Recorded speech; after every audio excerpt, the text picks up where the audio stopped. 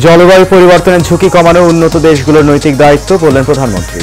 Nap এক্সপোর উদ্বোধন। সারা দেশে তীব্র তাপদাহ থাকবে আরো কয়েকদিন, জানিয়েছে আবহাওয়া অফিস। আজ থেকে আবারও 72 ঘন্টার হিট অ্যালার্ট জারি। সাবেক আইজিপি বেনজির আহমেদের বিপুল পরিমাণ সম্পদের অভিযোগ তদন্ত করবে দুদক, 3 সদস্যের কমিটি গঠন। 2 দিনের সফরে ঢাকায় কাতারের আমির, সই হবে বন্দি বিনিময় সহ 6 চুক্তি ও 5টি সমঝোতা স্মারক।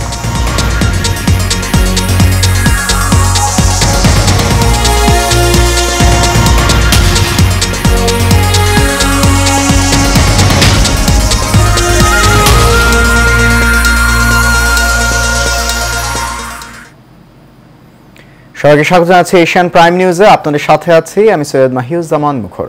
শুনছেন বিআরবি কেবল ইন্ডাস্ট্রিজ লিমিটেড সংবাদ শিরোনাম। যাচ্ছি বড় খবরে। যুদ্ধে অস্ত্র এবং অর্থ ব্যয় না করে সেই টাকা জলবায়ু পরিবর্তনে ব্যয় করা হলে বিশ্ব রক্ষা পেত বলে মন্তব্য করেছেন প্রধানমন্ত্রী শেখ হাসিনা। সকালে বঙ্গবন্ধু আন্তর্জাতিক সম্মেলন কেন্দ্রে অনুষ্ঠিত ন্যাপ এক্সপো ও বাংলাদেশ ক্লাইমেট ডেভেলপমেন্ট পার্টনারশিপের উদ্বোধনী অনুষ্ঠানে এই কথা বলেন তিনি। জলবায়ু পরিবর্তনের বিরূপ প্রভাব দেশের সম্ভাব্য উন্নয়ন এবং অর্থনৈতিক সমৃদ্ধির জন্য হুমকি হিসেবে দেখা দিয়েছে বলেও জানান প্রধানমন্ত্রী। দেখুন এইচ এ মিতুর রিপোর্ট। সকালে বঙ্গবন্ধু আন্তর্জাতিক সম্মেলন কেন্দ্রে অনুষ্ঠিত ন্যাপ এক্সপো ও বাংলাদেশ ক্লাইমেট ডেভেলপমেন্ট পার্টনারশিপের উদ্বোধনী অনুষ্ঠানে যোগ দেন প্রধানমন্ত্রী শেখ হাসিনা। এ সময় প্রধানমন্ত্রী বলেন, জলবায়ু পরিবর্তনের বিরূপ প্রভাব দেশের সম্ভাব্য উন্নয়ন এবং অর্থনৈতিক সমৃদ্ধির জন্য হুমকি হিসেবে দেখা দিয়েছে। জলবায়ু পরিবর্তনের এর বিরূপ প্রভাব আমাদের সম্ভাব্য উন্নয়ন এবং অর্থনৈতিক সমৃদ্ধির জন্য হুমকি হিসেবে দেখা দিয়েছে। অব্যাহত বৈশ্বিক উষ্ণায়নের ফলে সমুদ্রতলের উচ্চতা বৃদ্ধি পাচ্ছে। তিনি বলেন, যুদ্ধে অস্ত্র এবং অর্থ ব্যয় না করে যদি জলবায়ু পরিবর্তনে ব্যয় করা হতো তাহলে এর বিরূপ প্রভাব থেকে বিশ্বের মানুষ রক্ষা পেত। এই যুদ্ধে অস্ত্র এবং অর্থ ব্যয় না করে সে টাকাগুলি এই জলবায়ু পরিবর্তনে যদি ব্যয় করা হতো তো বিশ্বটা রক্ষা পেত। আগামী 27 বছরে ন্যাপ গৃহীত কর্মপরিকল্পনা সমূহ বাস্তবায়নের জন্য সুনির্দিষ্ট তহবিল ও অতিরিক্ত আর্থিক সংস্থানের ব্যবস্থা গ্রহণে ধনী দেশ ও আন্তর্জাতিক সম্প্রদায়ের প্রতি আহ্বান জানান তিনি। 27 বছর ন্যাপে গৃহীত কর্মপরিকল্পনা সমূহ বাস্তবায়নের জন্য আমাদের প্রায় 230 মিলিয়ন মার্কিন ডলারের প্রয়োজন। এজন্য সুনির্দিষ্ট তহবিল ও অতিরিক্ত আর্থিক সংস্থানের ব্যবস্থা গ্রহণে আমি ধনী দেশ ও আন্তর্জাতিক সম্প্রদায়ের প্রতি আহ্বান জানাচ্ছি। এ সময় বেশ কয়েকটি প্রস্তাবনাও তুলে ধরেন প্রধানমন্ত্রী শেখ হাসিনা। উন্নয়নশীল দেশগুলিতে প্রযুক্তি হস্তান্তরের পাশাপাশি সবচেয়ে কার্যকর জ্বালানি সমাধানে এগিয়ে আসতে হবে। H A Mitu, Asian television. তীব্র তাপদাহে পুড়ছে দেশ, দিন দিন তাপমাত্রা পারদ উপরের দিকে উঠছে। প্রখর তাপে বিপর্যস্ত জনজীবন, গরম ও অস্বস্তিতে হাঁসফাঁস করছে সাধারণ মানুষ। এই অবস্থায় নতুন করে সারা দেশে 72 ঘন্টার জন্য হিট অ্যালার্ট জারি করা হয়েছে। আজ আবহাওয়া অধিদপ্তরের আবহাওয়াবিদ বজলুর রশিদ স্বাক্ষরিত এক বার্তায় তথ্য জানানো হয়। এতে আরও বলা হয়েছে, দেশের উপর দিয়ে চলমান তাপপ্রবাহ আরও 72 ঘন্টা অব্যাহত থাকতে পারে। বাতাসে জলীয় বাষ্পের আধিক্যের কারণে জনজীবনে অস্বস্তি বাড়তে পারে। এর আগে গত 19 এপ্রিল তীব্র তাপপ্রবাহের কারণে প্রথমবার 3 দিনের হিট অ্যালার্ট জারি করা হয়েছিল।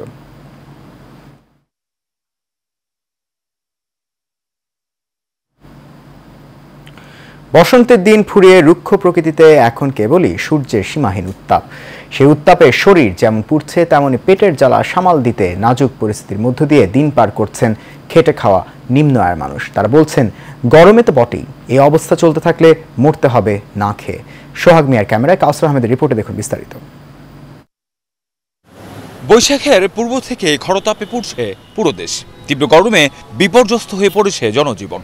অসহনীয় এই গরমে সবচেয়ে কষ্টে আছেন দিনমজুর খেটে খাওয়া সাধারণ মানুষ। রৌদ্র গরমের তীব্রতা এতটাই বেশি যে বাইরে কাজে বের হয়ে অনেকে অসুস্থ হয়ে পড়ছেন। একটু স্বস্তি পেতে অনেকে আশ্রয় নিচ্ছেন রাস্তার পাশে গাছের ছায়ায়। গেঞ্জি করতে চাইছি, শার্টরা হনি যান না গরমের, রোডের গরম তো আরো বেশি, গাড়ির গরম, রোডের গরম, সব কিছু গরম। আয় তো মামা কমছে, রোদের কারণে, আর আমরা ওরকম একটা গাড়ি চালাতে পারি না, আস্তে আস্তে চলা যা কোনো মতো সংসার চালাতে হয়। জীবিকার তাগিদে উপায় না দেখে তীব্র রোদেই কাজে বের হতে হয় খেটে খাওয়া মানুষদের। দিনমজুর থেকে শুরু করে নিম্ন আয়ের মানুষের দুর্ভোগ বেড়েছে কয়েক গুণ। বেচা কিনা অনেক কম, আপনার রাস্তাঘাটে মানুষ নেই, গরমে ঘরের ভিতরে তাহে অনেক। আমরা তো দিনমজুর, মনে করেন আমার সেরকম ইনকাম হইতেছে না তাপমাত্রার মধ্যে। অসুস্থ হলে কোনো করা কিছু আছে, পেটে খাবে কি, বউ আছে ছোলা খাবে কি।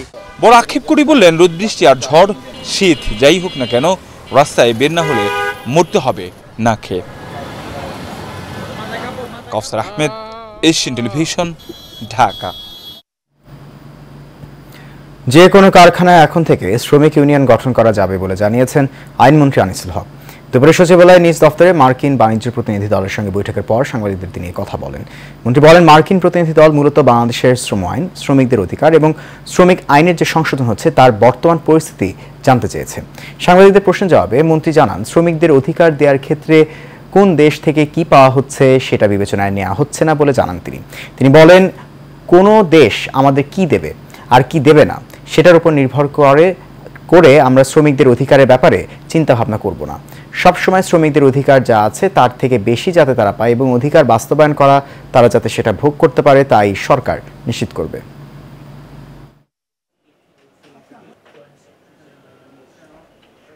আমার মনে হয় না এই পার্লামেন্টে আইনটা পাস হবে, কারণ আরেকবারও একটা মিটিং করতে হবে। আমরা যেই সব সিদ্ধান্ত নিয়েছি সেটা স্টেক হোল্ডারদের সাথে সকলের সাথে আলাপ আলোচনা করে আমার মনে হয় বাজেট সেশনে শেষের দিকে যখন বাজেট পাস হয়ে যাবে তারপরে যে একটু সময় থাকবে তখন এটা পাস হতে পারে। সাবেক আইজিপি বেনজির আহমেদের বিপুল পরিমাণ সম্পদ অর্জনের অভিযোগের বিষয়ে তদন্তের সিদ্ধান্ত নিয়েছে দুর্নীতি দমন কমিশন দুদক। বিকেলে দুদক কার্যালয়ে সাংবাদিকদের তথ্য জানান সংস্থাটির সচিব খোরশেদা ইয়াসমিন। তিনি জানান, বিভিন্ন গণমাধ্যমে বেনজির আহমেদ ও তার পরিবারের বিপুল পরিমাণ অবৈধ সম্পদ নিয়ে প্রকাশিত রিপোর্টের ভিত্তি ধরেই অনুসন্ধানের সিদ্ধান্ত হয়। অনুসন্ধানের জন্য 3 সদস্যের একটি কমিটি গঠন করা হয়েছে। এর আগে বেনজির আহমেদের দুর্নীতির অনুসন্ধান চেয়ে উচ্চ আদালতের রিট দায়ের করেন আইনজীবী সালাউদ্দিন রিগান। সাবেক আইজিপি জনাব বেনজির আহমেদের বিরুদ্ধে অবৈধ সম্পদ অর্জনের অভিযোগ অনুসন্ধানের জন্য অনুমোদন দেওয়া হয়। সংশ্লিষ্ট আইন ও বিধি মোতাবেক নির্ধারিত সময়সীমার মধ্যে অনুসন্ধান সমাপ্ত করে আইনানুগ ব্যবস্থা গ্রহণ করা হবে। কারিগরি শিক্ষা বোর্ডের সিস্টেম অ্যানালিস্ট শামসুজ্জামানের দেয়া তথ্যে যাদের নাম আসছে তাদের সকলকেই জিজ্ঞাসা করা হবে বলে জানান গোয়েন্দা পুলিশ প্রধান মোহাম্মদ হারুন রশিদ। এদিকে ঈদের একদিন আগে এটিএম বুথের সিকিউরিটি গার্ডকে হত্যার ঘটনায় প্রধান আসামি আরিফুলকে গ্রেফতার করেছে গোয়েন্দা পুলিশ। একই দিনে উপবৃত্তির টাকা দেওয়ার নামে প্রতারক চক্রকে গ্রেফতার করেছে র্যাব। সাইফুল ইসলাম নয়নের রিপোর্টে দেখুন বিস্তারিত। গত 10 এপ্রিল ভোর আনুমানিক 5টায় গুলশান শাহাদাতপুর মধুমতি ব্যাংকের এটিএম বুথে কর্মরত সিকিউরিটি গার্ডকে হত্যা করে টাকা ছিনিয়ে নেওয়ার অভিযোগে আরিফুল ইসলামকে গ্রেপ্তার শেষে সংবাদ সম্মেলন করেন গোয়েন্দা পুলিশ। সংবাদ সম্মেলনে জানানো হয়, হত্যার সাথে সরাসরি জড়িত ছিলেন আরিফুল ইসলাম। একটা হত্যাকাণ্ড এবং সেখানে সে একদম পরিষ্কারভাবে যা বলেছে, আমাদের ক্যামেরা এবং তার জবানবন্দি, তার ড্রেস সব কিছুই কিন্তু সে আমাদের কাছে স্বতঃস্ফূর্তভাবে স্বীকার করেছে। সংবাদ সম্মেলনে সাংবাদিকদের ডিবি প্রধান বলেন, কারিগরি শিক্ষা বোর্ডের অনেককেই জিজ্ঞাসাবাদ করা হবে। সিস্টেম অ্যানালিস্ট প্রধান আসামি যে গ্রেপ্তার করলাম, সে 164-এ যা যা বলেছেন তা আমরা অনেক কিছু শুনেছেন। যাদের নামে এসেছে তাদেরকে প্রত্যেককে আমরা পর্যায়ক্রমে ডাকবো। এদিকে শিক্ষা উপবৃত্তি টাকা দেওয়ার নামে প্রতারণার মূল পরিকল্পনাকারী জাকির হোসেন এবং ওসমান গনি সহ এই চক্রের 8 জনকে গ্রেপ্তার করেছে র্যাব 5। র্যাব জানান, এই চক্রটি 2007 সাল থেকে সাধারণ মানুষের সাথে প্রতারণা করে প্রচুর টাকা হাতিয়ে নিয়েছে। যে সকল মোবাইল নাম্বার দিয়ে তারা এই সকল কাজগুলি করে, অলরেডি আমরা প্রায় 1861টা মোবাইল নাম্বার আমরা আইডেন্টিফাই করতে সক্ষম হয়েছি, যেগুলো আমাদের কাছে আছে। বাপ্পি মোল্লা, বাবা হচ্ছে খোকন মোল্লা, তার একদিনে তার অ্যাকাউন্টে এইভাবে 8,85,000 টাকা এসেছে। এবং আমি যাকে আমরা ধরেছি মোহাম্মদ জাকির হোসেন, আমরা যখন ধরেছি ওই দিনই শুধুমাত্র তার অ্যাকাউন্টে 2 লক্ষ টাকার উপরে আদান প্রদান হয়েছে। এমন প্রতারণার হাত থেকে রক্ষা পেতে কারো বিকাশ, নগদ এবং ব্যাংকের তথ্য মোবাইল ফোনে না দেওয়ার আহ্বান জানান র্যাব। সবচেয়ে বড় সাজেশন হচ্ছে আমাদেরকে সতর্ক হতে হবে। আমরা কিন্তু সবসময় দেখি যে ওটিপি নাম্বার কাউকে দিবেন না, ওটিপি নাম্বার কাউকে দিবেন না। সো এগুলো যদি আমরা সতর্ক হই, ওটিপি নাম্বার যদি না দেই, তাহলে কিন্তু সবচেয়ে আমরা এই প্রতারণা থেকে বাঁচতে পারি। Saiful Islam Nayan, Asian television, Dhaka. 2 দিনের রাষ্ট্রীয় সফরে বাংলাদেশে এসেছেন কাতারের আমির Sheikh Tamim bin Hamad Al Thani. বিশেষ বিমানে বিকেল 5টায় হযরত শাহজালাল আন্তর্জাতিক বিমানবন্দরে পৌঁছান তিনি। বিমানবন্দরে রাষ্ট্রপতি মোহাম্মদ শাহাবুদ্দিন তাকে স্বাগত জানান।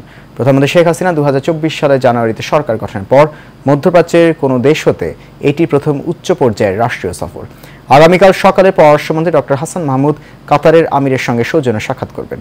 এরপর গণভবনে প্রধানমন্ত্রী শেখ হাসিনা কাতারের আমিরের সঙ্গে প্রথমে একান্ত বৈঠক এবং পরে আনুষ্ঠানিক দ্বিপক্ষীয় বৈঠক করবেন।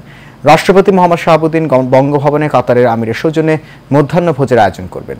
তার সফরকালে 2 দেশের মধ্যে 6টি চুক্তি এবং 5টি সমঝোতা স্মারক সই হওয়ার কথা রয়েছে।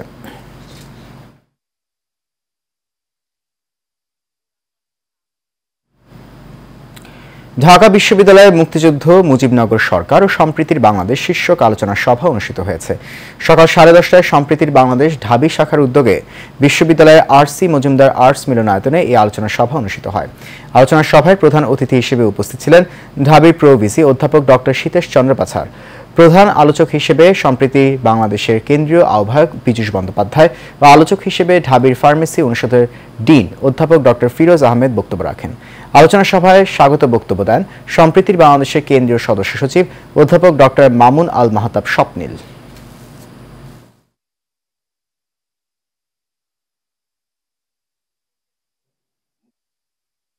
এই পর্যায়ে থাকছে সারা বাংলা প্রসঙ্গ।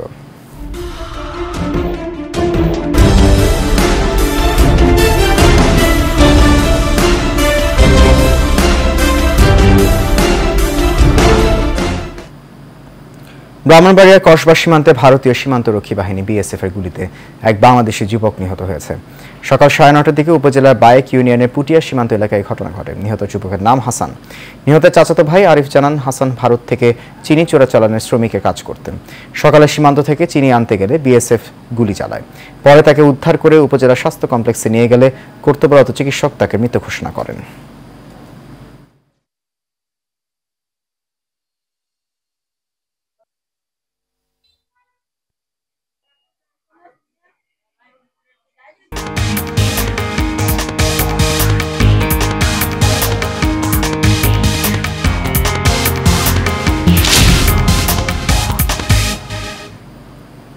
আন্তর্জাতিক প্রসঙ্গ। মালদ্বীপের পার্লামেন্ট নির্বাচনে প্রেসিডেন্ট মোহাম্মদ মুইজ্জুর নেতৃত্বাধীন দল পিপলস ন্যাশনাল কংগ্রেস পিএনসি বড় জয় পেয়েছে। প্রাথমিক ফলাফলে এখন পর্যন্ত 66টির বেশি আসন পেয়েছে মালদ্বীপের কট্টর চীনপন্থী মোহাম্মদ মুইজ্জুর জোট। রোববার দেশটিতে অনুষ্ঠিত হয় সংসদীয় নির্বাচন। এই নির্বাচন ঘিরে ছিল টান উত্তেজনা। মালদ্বীপ ভারত মহাসাগরে কৌশলগতভাবে গুরুত্বপূর্ণ অবস্থানে থাকায় দুই পরাশক্তি চীন ও ভারত প্রভাব বিস্তারের জন্য দীর্ঘদিন ধরে চেষ্টা চালাচ্ছে। তবে দেশটির সঙ্গে ভারত চীনের সম্পর্ক কেমন হবে অনেকটা এই নির্বাচনের ফলাফলই বলে দিয়েছে। আর এই পর্যায়ে থাকছে এইচএম স্টিল চট্টগ্রাম সংবাদ।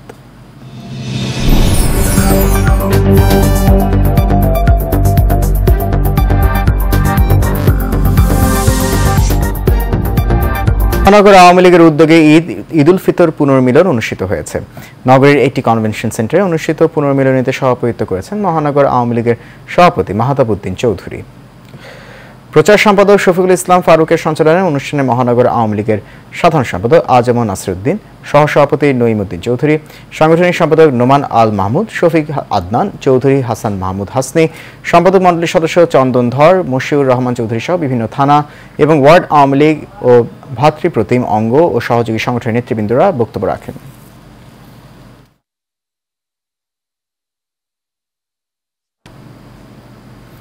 এর সাথে শেষ করবো এশিয়ান প্রাইম নিউজ। তার আগে বিআরবি কেবল ইন্ডাস্ট্রিজ লিমিটেড সংবাদ শিরোনামগুলো জানিয়ে দিচ্ছি আরো একবার।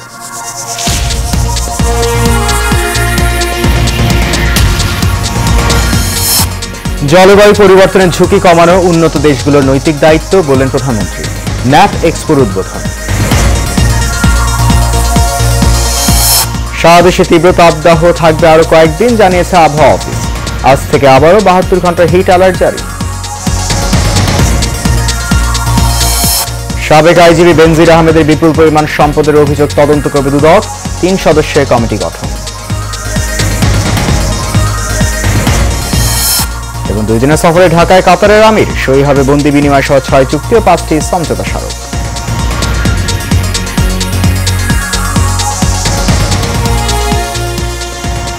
এশিয়ান টাইম নিউজ এই পর্যন্তই। আমাদের পরবর্তী আয়োজন দেখার আমন্ত্রণ রইল। এতক্ষণ সঙ্গে থাকার জন্য অনেক ধন্যবাদ সবাইকে। শুভরাত্রি।